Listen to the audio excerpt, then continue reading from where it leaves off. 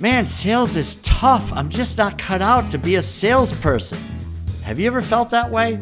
Selling doesn't need to be so difficult. My name is Harry Spate. I'm here to serve and to help you succeed. Join me as we discuss sales made easy.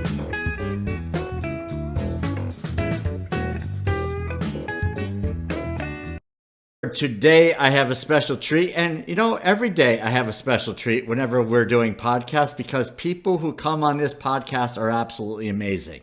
But one today is really amazing. And so I hope that doesn't get old because the next person I'm going to have to say is really, really amazing. But that's just how it works. So we have the really amazing Chris Michel with us. I've met Chris.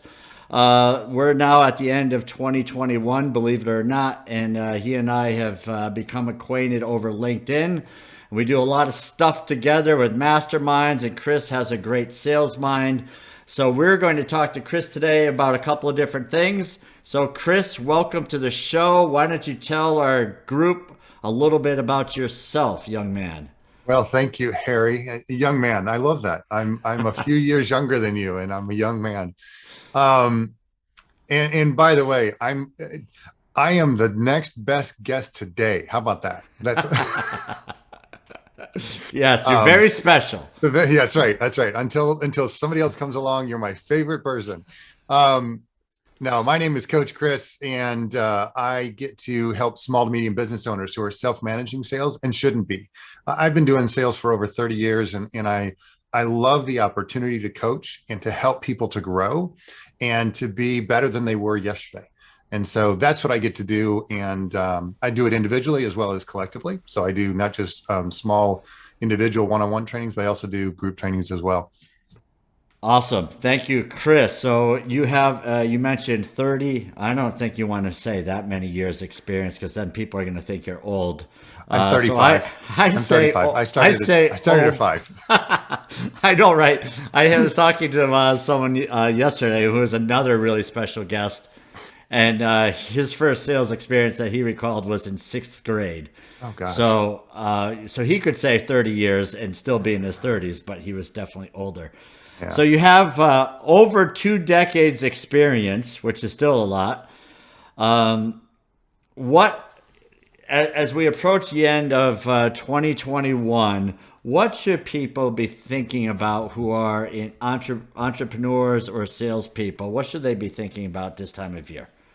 Well, I appreciate that question. I actually am doing a webinar next week about this, but it's about sales planning and how do we plan for next year? And too often I think we get caught up in the mechanics of it, right? And we think too far in the future and we don't think, well, wait, I can do that today. I can start today. I can start here in October or November or August, right? I don't have to wait until January. And I think we do that with a lot of goals that we have. But our sales, how are you handling it today? Are you trying to get better one step at a time, or are you trying to make these giant leaps, right? I did $1 million last year. I want to do $2 million now. Okay. And we forget that there's incremental steps that we have to take. And don't get me wrong, we land that huge account, right? We get those big deals. And all of a sudden, we're at $10 million instead of 2 million. And we're like, hey, this is awesome. But it takes planning, right? And a lot of times things don't just fall into our laps. We have to plan. And we back that plan out by starting with the year. We go to the quarter, we go to the month, then we go down to the week and even the day. And we say, what can we do each day, right? Yeah, I mean, I know a few salespeople, myself included. We're not huge planners. I mean, it's something I've always fought tooth and nail, whatever that expression really means. But what goes into a plan for the simple? Because this podcast is all about sales made simple. So can we simplify this to some degree, Chris? Absolutely. Absolutely. And I think one of the things that we forget is if you've been in sales, like Harry, you and I've been in sales for a number of years, right? And we understand that year over year over year, we have to compare ourselves against something, whatever that something is. And it may be last year, it may be last week, but start with something simple, right? What do you think your territory, your plan, your business, what do you think you can do? What have you seen yourself do or your team do last year? What did you do previously? And that's the best measure, right? You look at last year and you say, okay, how can I improve on that? And Mm-hmm. you simply say, okay, I want to make a 10 or a 20% increase. And as they say, you shoot for the stars to hit the moon, right? And if you hit the stars, that's awesome. But more than likely, you're going to hit the moon. And that's really not a bad place to land either, right? Yeah. But start with something simple as, hey, I want to hit a certain number, make it $1 million, whatever, right? 500,000. I don't know what your business is, but each one of us have different abilities and goals. And, some people are doing $10 million, $200 million a year in sales, which is awesome. But start with something simple. Figure out what you did last year, figure out what the company did last year, and then add 10% to that. And then divide that by 12, right? I mean, you want to simplify it. Let's divide it by 12. Now, if you're in a business that has seasonality to it, right? In other words, Mm-hmm. like heating and air conditioning, a business I've known for the last 17 years, there's seasonality to it. You have the summer months where you're crazy busy, and then you've got these shoulder months where you're slower than molasses in the dead of winter. But you have to account for that, right? And you make adjustments for that. But take it and make it simple by, I have a $2 million goal. I want to back that out to every single month. So I divide it by 12, right? And then I come up with that number. And then I say, okay, now I can divide that by 4, or if you really want to get technical, 4.3, and say, okay, there's my weekly goal, right? So Yeah. it's really as simple as that. Just take that number, whatever your number is, whatever you think that it might be, get some input on it, right? Get some help, ask some people around you, and then go a little bit beyond that. And then knock that back to where you make it simple enough. And simple means I want to break this thing down to a weekly or even a daily goal.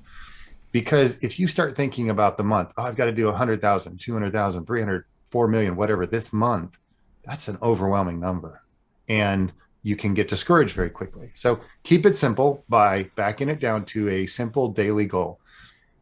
Yeah, so I'm thinking, thank you for that. So if I mean, depending on what you're selling, but let's use a round number of $1 million. For $1 million producer, depends, again, I spoke to this fellow the other day, and, he had a $750 million quota. Oof. So, I mean, it's just, Wow. those I can't are even. different numbers, but Right. when you're talking, over 1,000 locations for something and you're selling technology, the numbers can go up pretty high It gets quickly. crazy. Yeah.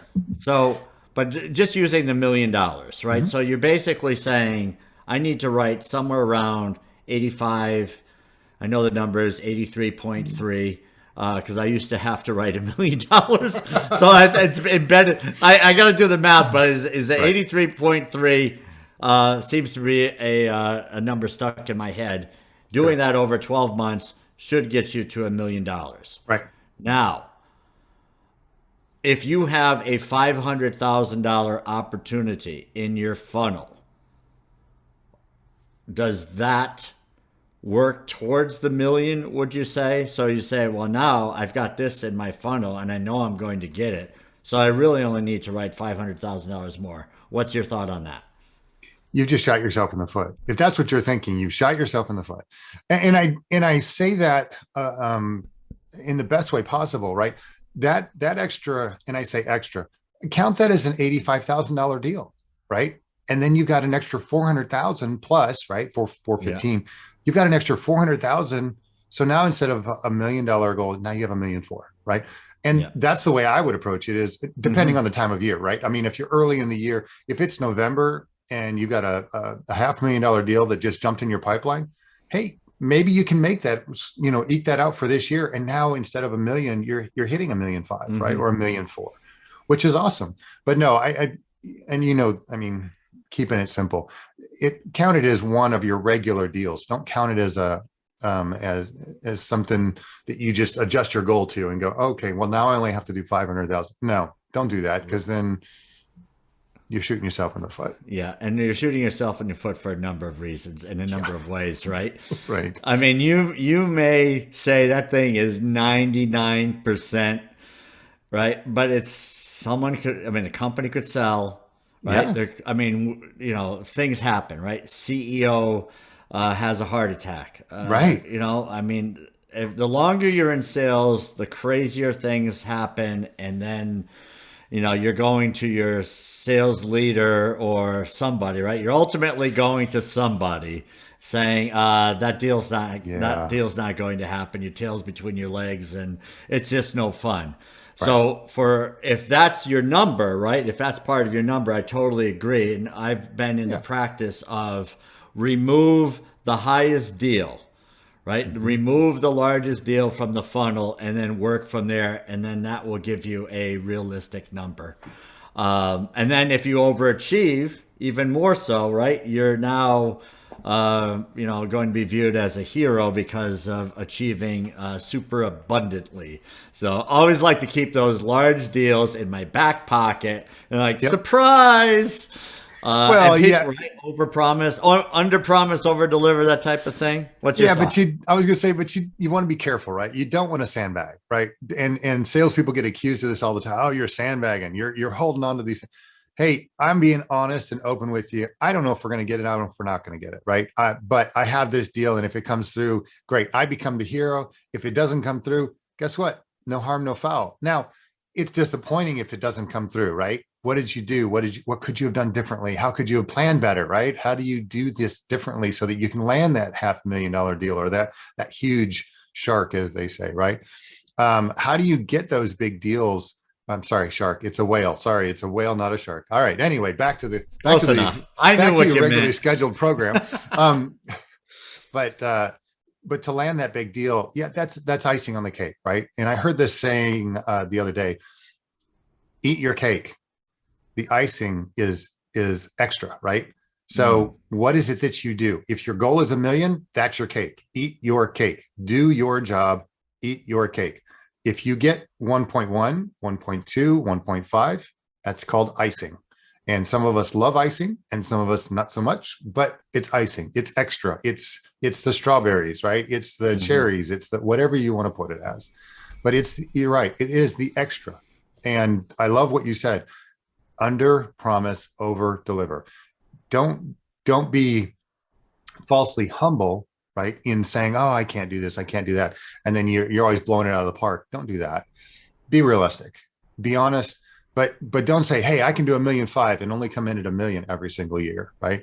Hey, I'm going to shoot for 1 million. If I get 1,500,000, that's awesome. Yeah. No, it's great. I mean, so I'm thinking, and correct me if I'm wrong, but I would look at the number of deals, right? The amount of business that I wrote in the past, right?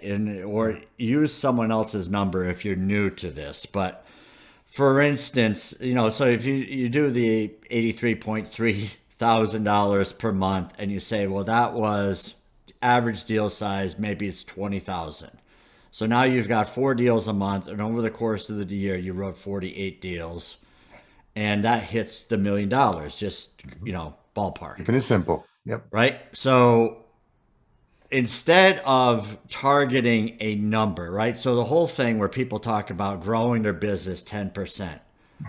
I mean, so what does that mean? I'm going to take my average deal from 20,000 to 22,000, right? That seems kind of silly to me. Or does it seem like, can I take 48 deals and turn them into 52 deals? Right. Yeah. So now I'm adding to the total quantity, and that will be my increase.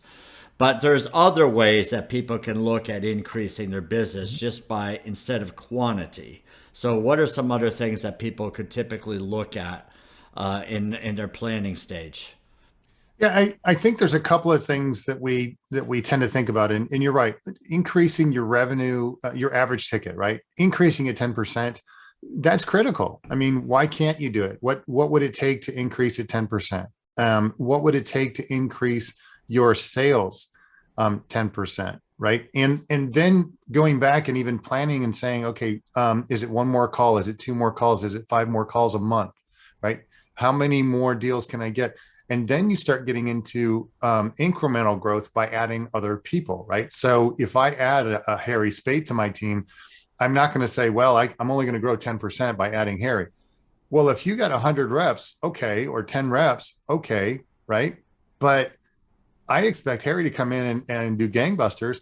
I expect to, if I've got one person, I'm going to double my revenue. If I've got two people, I'm going to right? Increase it by 33% or whatever, right? I'm going to bring up the number based on what I'm doing with the people that I bring on. So if you've got enough reps and you bring on one more person, does that increase your revenue by 10%? It could. It absolutely could.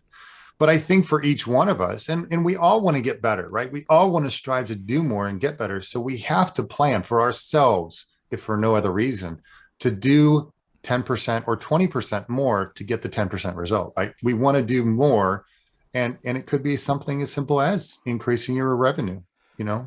Yeah, yeah. And so, like, an area I was going, and thank you for that, would be, are there additional services that your company offers that you could go back, circle back to your clients and say, here's something else that we do, and have business conversations that you can eventually direct them to another service that you might provide, and that can increase your revenue.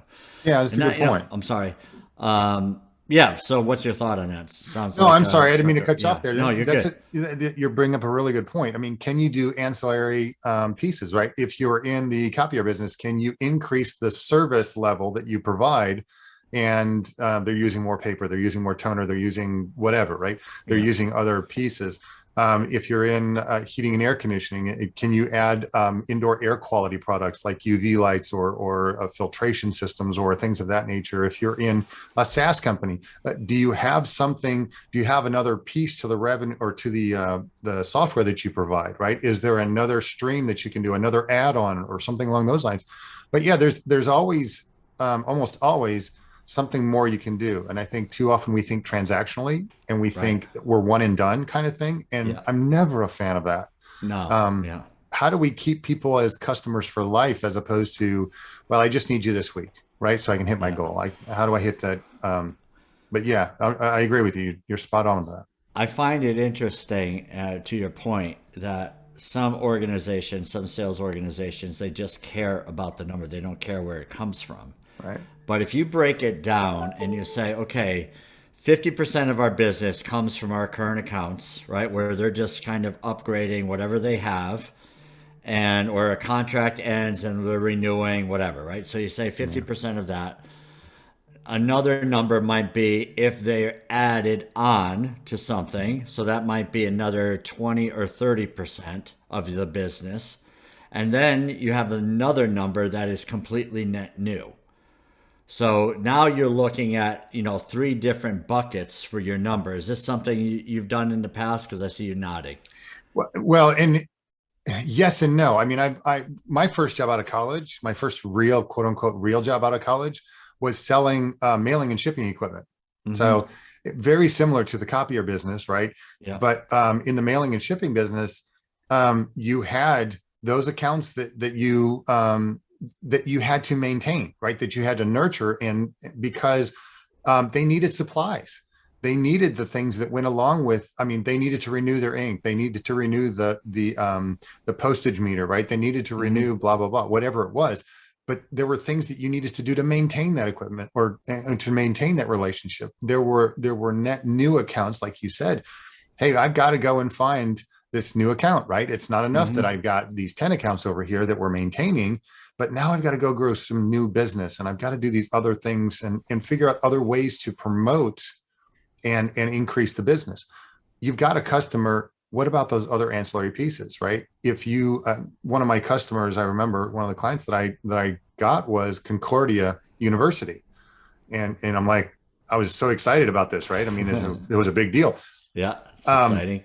but they were sending out books and they were sending out, they weren't just doing letters, they were doing books. And Mm-hmm. so now you're talking about sealing, and now you're talking about, different packages and weighing stations and all these other, right? You've got to start talking about the other pieces that may go, and you may not get that right now because their scales are just fine, right?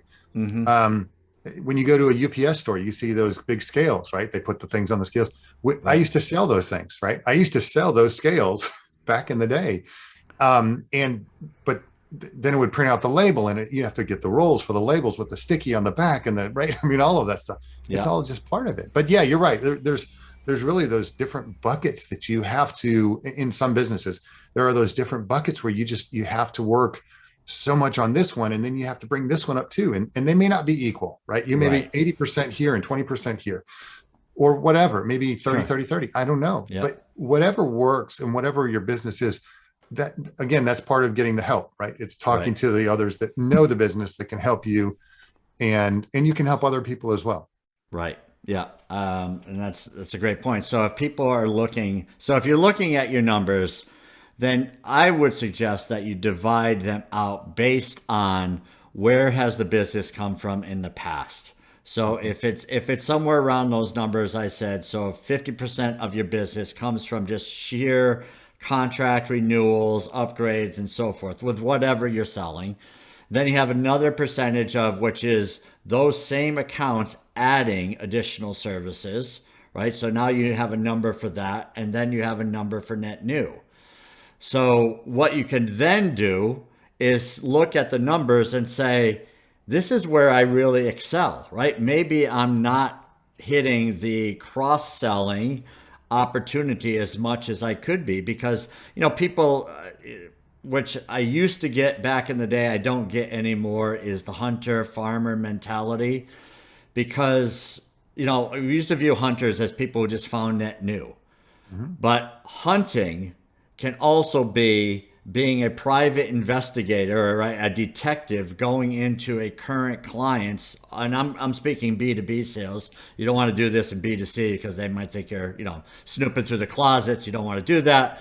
But in a Please, yeah. corporate job, right? In a corporate sale environment, finding other departments, right? What are you guys doing over here? And, understand what your company can offer and then start tackling that as, and being the private detective, if you will. So that type of mentality, if that's where you're good, it's not just net new, but then take those same strengths and go back into your current account base and say, where am I missing opportunities? And you might be surprised. And we've looked at the numbers, throughout sales is like pretty much every sales rep can double their annual revenue by going back to their current accounts and cross selling. Mhm. But some business owners are so focused on net new that they're leaving this cross selling, or some would call it account based marketing or account based selling. They'll leave that on the back burner and not really think about it because they're just tunnel vision, net new, net new, net new. And in the meantime, your current clients are buying stuff that you sell from somebody else, Right. right? What's your thought on that? Yeah, it's so I've spent a lot of time in the B2C industry, but I understand B2B, right? I mean, I started out my career in B2B. But in the B2C, it's the same concept, right? I think that there are in working with these B2B companies, there's always opportunity to upsell or uplift, right? The other Mm-hmm. parts, cross sell, whatever you want to call it, the other parts of your business. You always have ancillary pieces that you can add. The same is true for B2C, but here's the difference. In B2C, for instance, and I talk a lot about heating and air because I did that for a number of years. In heating and air, it looks like this. Do you want just a system for your new home, or for your home? Do you want to just replace your system, or would you like to talk about indoor air quality products because you have allergies or asthmas? Do you want to talk about humidification levels because you're living in South Florida and you need something to remove humidity like nobody's business, right? Mm-hmm. Or you live in the north where when winter comes and you're turning on your heater, it just zaps all of the humidity out of the air, and so you need to add humidity back, right? So Right. you need a humidifier, right? Are you offering those ancillary pieces, are those add-ons, and saying, hey, by the way, not only do I have this equipment here, which is great and what you need currently, but what about these other pieces that you said were important to you, right? And it's the same for the ancillary pieces in business, right? It's, are they buying the supplies from you? Are they Yeah. getting the paper, the pencils, are they getting the office supplies from you as Yeah. opposed to running over to Office Depot to pick them up, or Walmart, right? On the Costco, right? Because they can get 200,000 pencils out of Costco for $10. So, yeah, Yeah. there's so many things that we can do. And I think it's easy if we want to be that home run hitter, too often we swing for the fences, number one, and we miss a lot of the times. But number two, we forget a walk's as good as a run, or a walk's as good as a hit, right? And Yeah. sometimes you take a walk for the team. Sometimes it's okay to get a base hit. Just get on first. Right. We'll get you around. Yeah. Give us a chance, right? But getting a single is just as important as hitting a home run. It really is. And yes, they have different effects at different times, but you can get the same results if you are patient. And getting the same results is, I'm just hitting a single. I'm just hitting a single. Sometimes it's double. Sometimes it's a home run. Sometimes it's triple. Mm-hmm. This is awesome. But just get a single and keep working those singles, and then add to that, right? Hey, I can steal a base here. And stealing a base in business is, hey, I added to ancillary, pieces here, or we talked about the supplies here, right? Mm-hmm. You want supplies for 6 months? Great. Here's a package, and it costs you $1,500, right? Whatever. Right. So those ancillary sales are definitely, what we refer to in the corporate world is that they provide stickiness, right? So that the client is now looking to you, and then your spider web is all throughout the business. And I'm saying that in a good way, right? And I'm not saying you're trying to trick and manipulate. No. It's a matter of you being a great resource and providing a great service. It's sort of like selling with dignity. Thanks for pointing that out, right? You'd rather have Chris Michel in your entire home than Chris Michel and someone else who doesn't care, right? Right. Absolutely. Yeah. No, I mean, it does. It comes down to selling with dignity. It comes down to selling from the heart, right? It comes down to all of the different things that we see and we know and we can learn, and we need to be reminded of, right? We need to be reminded that we're not these transactional salespeople that come in and hit a home run and you never see us again, right? We want to be the guy that sticks around. And that's really what selling with dignity is all about, right? I mean, you add to the team, you contribute to what you're doing. And I don't know if you remember this or not, Harry, but one of the very first times we met and we were talking, and you helped me to think about this. And I've changed the way I say this, and I do this often. Instead of trying to help people, no, and I love this. And here's a gentle reminder. You said, instead of trying to help people, why don't you say that you are contributing to what they're trying to do? Mm-hmm. Wow. And it's brilliant. I know, it's amazing. That came from me? Oh, man. That did, believe it or not. I must have heard that on someone else's podcast. No, thank you. That sounds brilliant. But no, yes. I'll take full credit. But I love that, and I stick with that, and I continue to this day. I have to think about that before I say it. I really think about that, and I say, Harry, how can I contribute to what you're trying to do? How do I contribute to the successes that you're trying to build? How can I contribute to the wins, the sales journey that you're on? How do I contribute to that? Because I can't do it for you, right? You have to do it. But how do I get to contribute to that? No, that's great. And so I appreciate that. And it's a great line. And that's really, I was talking to an individual yesterday, and he does outsourced telemarketing, but it's different. And the reason I say it's different is that sometimes if you think of an outsourced telemarketing company, you think of burn and churn people. I mean, it is a sweatshop. I don't know if anyone has ever seen a call center in real life, but it's not pleasant, right? I mean, it's like you walk in, it's like, are these people, are they chained? Are they is there, it's not a great job. The lighting is usually really dark. It's terrible. And then, then you've got a person, a security guard walking around, with a, baton and a whip, and it's like, make more calls. So anyway, that's not what but back in the day when we first started, it was not just this dark, overridden rule, this ruling type of thing. It was filled with smoke because people were, chain smoking and picking up the phone. Hey, do you want to buy an air conditioner? We got a great sale going on. Hey, I got this equipment for you. Just Yeah. two or three Oh, more. I just need to make two or jeez. three more sales this month. No, help me out. I'm Yeah, almost at my quota. come on, help me. All right, we're losing it. All right, We've so lost let it. me just get my voice back Bring it here. back. Bring it back. Bring it I back. just Come went on. into my chain smoking voiceover. All right, so what were we talking about? Because it's really funny. Oh no, it's about All right, so there's the Talking call about center, telemarketers, telemarketing, call and centers, so yes. forth. And so I was talking to this young man who has this company and is a really bright kid. And I say kid because he's less than 30 and younger than 30. And what I loved about it is he says we view our call service as really a pipeline building partner. Right. And it sounded so much better. And, you could tell by the way he approached it and he spoke about his team. And he said, this is really interesting to me. He says, would you like to meet the team? And normally you don't want to meet those people.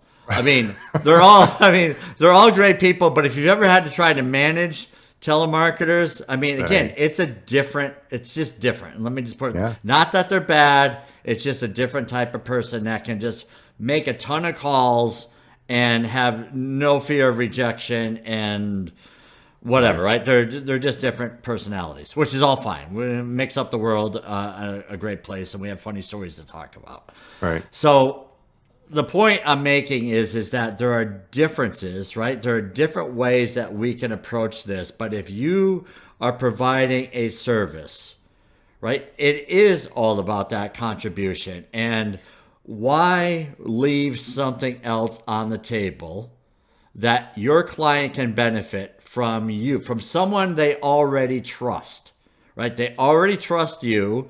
They know you. They know your company. They understand the billing. So don't leave that for someone else just because you say, well, my bread and butter is over here. I don't want to risk it.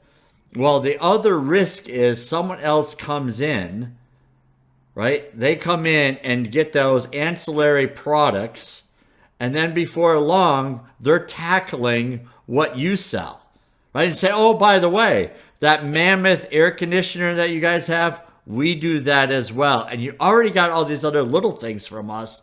And how do you feel like what we're doing? How do you feel about what we're doing? They say, well, it's fine. So yeah, give us a chance. What do you got to lose, right? And our pricing is way better. So then what happens, right? And that's the thing is and too often I think we're so concerned about the bigger piece of the sale, and we think if we add on this extra $1,000 or $500 or $1,500 or $25,000, right? If we make this add on, there, we're going to lose the sale. No, you're not. If you set it up properly, it's, hey, I've got this piece here, and oh, by the way, we do this, and these are things that you're going to want and need over time anyways. Well, hey, I can get it cheaper from somebody else. Well, what if we bundle it together and we give you a great deal on it? Right. Exactly. Okay, so it's not 25,000 now; it's 15 or 20, right? It's Yeah. whatever it is. But you're okay. So maybe you take a little hit on the ancillary pieces, but that's residual business that you can get over and over and over, right? Because it's an add-on to what you're doing. And that too often we get afraid of that as salespeople. We get afraid that if I try and add more to this, I'm going to lose it. No, you're not. You're going to lose it because you're afraid. That's why you're going to lose it. Yeah, exactly. And the company's, you got to do a good job regardless, right? Absolutely. It's been, the number of times where something went wrong, where we lost an account because of an ancillary product is so rare, right? But the benefits, right? I'm not saying it's never happened, but it may never have happened. I can't even think of a time where something like that happened, where I remember a situation where we had to go back to the client and just throw ourselves on the sword and end a contract to keep the great stuff, right? Yeah. And, they're fine with that. It's just like, we tried, this wasn't great, and we moved on, we stopped carrying that, whatever it was. But I do seem to remember a situation like that. But it's not the end of the world, right? Right. You have the relationship. No one's dying. And then, you say, well, I got all this good stuff over here. They want to keep that, and they just want you to fix if there's a problem with something else. Now, I've been doing this for a long time, and I'm struggling to remember one instance, right? There are salespeople who will just think about that possibly happening everywhere, right? And Yeah. it's just not going to happen that way. No, it doesn't. And as we're talking about this stuff, I think about when was the last time you went and purchased a laptop or a big screen TV? Yeah, And you recently. went in and you said, I have X amount of dollars that I'm going to spend. I know what I want to spend on this. Did you spend more? Yes. I can think almost every single time that I've done that. I Why spent is more. that? Well, because look at the shopping cart next time. When you're at Amazon and you say, "Oh, I just want to go pick up this one thing," and you walk out with 20 things, right? It's the Target trap. When you walk into Target, all right, and you're going to buy that one thing. You know what? I just need to go pick up some milk. It's no big deal. I'll just run in here real quick. Well, they've got the chips on sale and they're right there in the front. Well, let me go ahead and grab some of that. Well, because the game's coming on this weekend, and I'm pretty sure I don't have enough. You got 10 bags at home. I'm pretty sure I don't have enough, but let me just pick up one of those. And wait, let me pick up one of those on the way. And next thing you know, you walked in to spend $2. You're walking out spending 20, right? You walked in to spend $400. You're walking out spending 1,000. Too often we forget that as salespeople. If you just set it up, people will tell you what they want. People will tell you that, hey, yeah, you know what? I didn't realize you guys did the ancillary pieces. I didn't realize you did the supplies. I didn't realize you did the insert name here, right? I didn't realize you did that side piece. Let me go ahead and get some of those too. Yeah. Oh, you guys sell Tootsie Rolls? Shoot, give me a bucket of them. Yeah. Yeah. Whatever it is. Yeah. Don't be afraid to say, oh, by the way, we do these things too, right? Because it only endorses you more and it builds up who you are. Because like you said, they know, like, and trust you. They want to do business with you. And it's not, if you approach it properly, it's not oh, wait, don't forget this. Oh, wait, don't forget this. Oh, wait, don't you put it in their shopping cart. Let them put it in the shopping cart. Say, hey, we've got this and we have this and we have this. Does any of those, do we need to add any of those? Oh, you know what? Why don't we do that? That'd be great. Yeah. Yeah. And so getting back to the planning is, let's look at the numbers, right? Yeah. Where the business came from, and whoever if you're doing this for yourself, great. And I suggest that you take a few hours. It's not for those of us who have, our minds are going in a lot of different directions in sales. Just say, I'm going to give myself a couple of hours and do this, right? I'm going to look back at the numbers I wrote last year, right? And then break it down to net new, add-on business, and then just pure renewals / upgrades, how you do those things.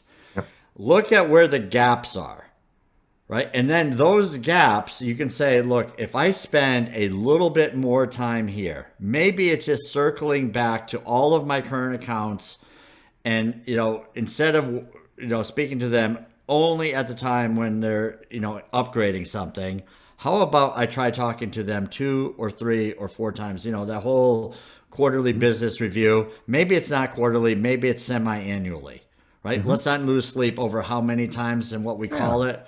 But if we get a couple of those every year, with, clients that can buy more stuff from us, that may increase our business that extra 10, 20, or 30%. You'd be surprised, right? But if the numbers are there, right? If the current accounts are there, someone else is selling in them. You want to be the primary, right? You don't, which is okay. I don't mind sharing when I have to share, but if you provide a great service, like we said, then, offer what you can do and good things will happen. Do you have any final thoughts on this, Chris? Yeah, I think the biggest thing is small steps lead to big changes, right? And we can get caught up in the it's going to take to do this and it's going to take all this. No, small steps, baby steps, right? From What About Bob? Baby steps is what it takes to make the change. And when we make little changes, it turns out to be a huge win in the end. So yeah, just baby steps and you'll figure it out. Yeah, that's great. And this is stuff that you do, right? You could go into a sales organization and help them to plan a little bit. Is that what I understand? Yeah. So one of the things that I do and you as you were talking about setting up the metrics or setting up a plan for the year, I think about metrics. I think about KPIs, right? Key performance indicators. You can Google any of that stuff. You can say, what are the key performance indicators for my country, my company, and what we sell or what we do, and you can find out what those are if you don't have them in place. I help people set them up. I help people set up a process, right, to do their sales, but I also help set up metrics and KPIs and make plans for their sales and their sales teams and the individuals themselves. But yeah, those are things that you can do. Just call a coach, call somebody that can help you out, right? Get a mentor. These things are all super critical and they're real easy to do. Yeah, absolutely. So we're happy to help, Chris. It's been great chatting with you. You're definitely a guy that knows a thing or two about planning. So it behooves us to give you a call, send you an email, find you. Your information will be in the show notes. But it's been a great conversation. Hopefully, we bring some value. And all those who are listening, feel free to leave us a review. We need reviews on Sales Made Easy and only 5-star to 10-star rating. Man, sales is tough. I'm just not cut out to be a salesperson. Have you ever felt that way? Selling doesn't need to be so difficult. My name is Harry Spate. I'm here to serve and to help you succeed. Join me as we discuss Sales Made Easy.